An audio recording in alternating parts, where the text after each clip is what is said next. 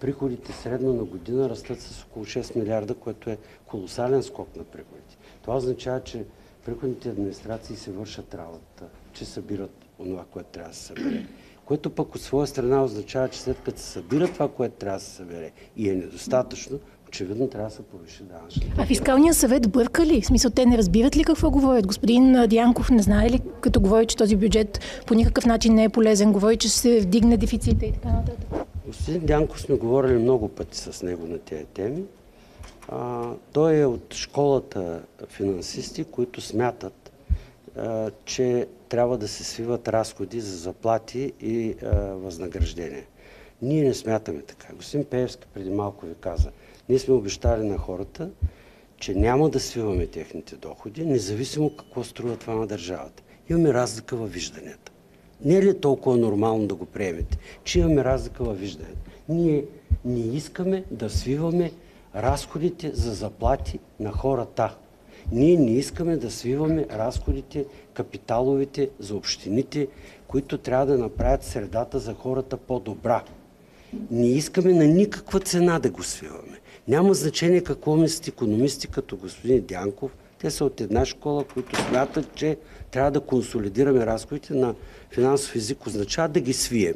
Ние не искаме да ги свиваме. А кои икономисти подкрепят вашето мнение, защото до сега не сме чули такива? Ами те икономистите, които шестват из медиите, са или от Института за пазарна икономика, който пък е част от Сорос мрежата. Бизнеса и той ли е? И бизнеса ли е част от Сорос мрежата? Бизнеса е нормално да защитава собствения си интерес. Ако питате бизнеса, той би ви казал, не искаме да плащаме данъци, искаме да ни давате помощи. Нали? Бизнесът защитава себе си, той не е виновен. Склонни ли сте на отстъпки в посока исканията на бизнеса? Не сме склонни, защото предварително направихме така, че да направим най-минималното увеличаване на тежестта. Най-минималното, като имате предвид, че направихме и доста неща по отношение на доходите, по отношение на пенсиите, по отношение на майчинството и така нататък. Това, което сме направили, е нашия вариант на бюджет. Всеки има право на критика.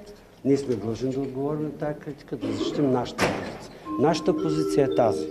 Да се опитаме да минимализираме дебалансирането на пенсионната система.